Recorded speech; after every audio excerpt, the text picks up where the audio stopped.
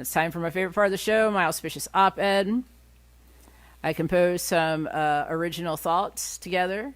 They're composed of words, and I'm going to share these words with you. I hope that you share some original words of your own with all of us, and that you share your truth and light with the world. All right, so here's today's op-ed. Do not be fooled by sophist rhetoric.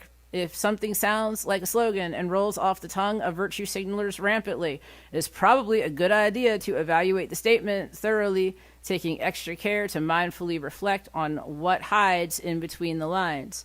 I have some great examples of this phenomenon of virally fallacious buzz phrases that should help shed a light on the malignant 21st century trend of deceptive language traps and tricks. The first red flag phrase that I can think of is the term, air quotes, threat to democracy. The way that it's being tossed about with an inverted inference. To claim that free speech or freedom of information is a threat to democracy is a dead giveaway that the individual spouting such nonsense, that's right, is threatened by democracy and any sense of freedom or fairness. They are threatened by it. They are not open to it. They are xenophobic to freedom, truth, and fairness and equality. Yeah, that's right. That's what they're really up to.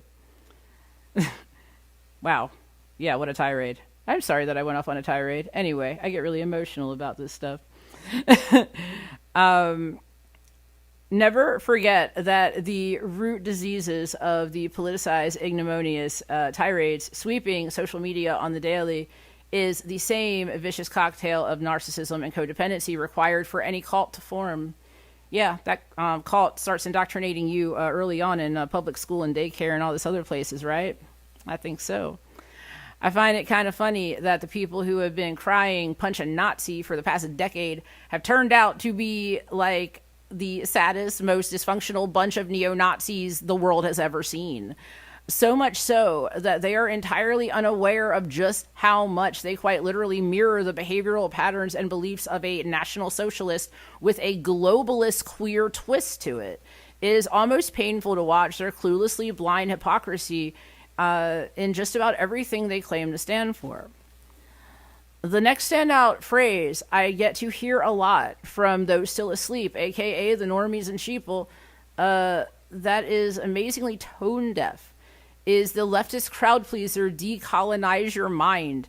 If your gut said that's a trap, ding, ding, ding, you are going on to the next round. If you also heard a little voice, perhaps your inner self, remark, decolonization is recolonization, you foolish hypocrite, I'm going to go ahead and award you some metaphysical bonus points. Here's some bonus internet, serious business, because if you heard that, you heard right.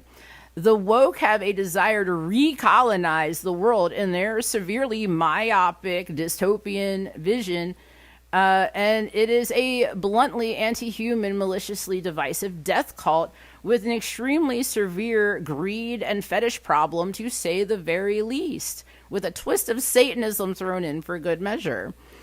At this point, it is quite safe to say that if you hear the words diversity, equity, inclusion, workers' rights, unions, or green initiatives, you should instead hear the words satanic, Luciferian, communist, socialist, autocratic, technocratic, totalitarian, adulterous, perverted, and death cult, because that is what they are.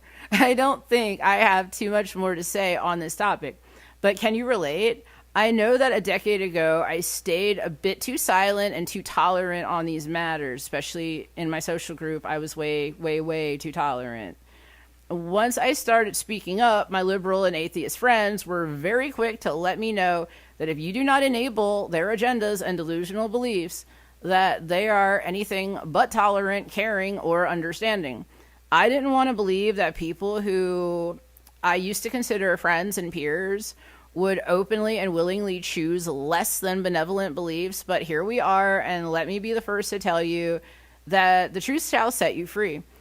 I don't know how people can consider themselves to have the moral or intellectual high ground while refusing to respect the rights of traditional moral values common throughout benevolent faiths of the world, once common across the developed world, in favor of godless, lawless, narcissistic preferences and hedonistic priorities with no regard for who gets hurt, greater society included.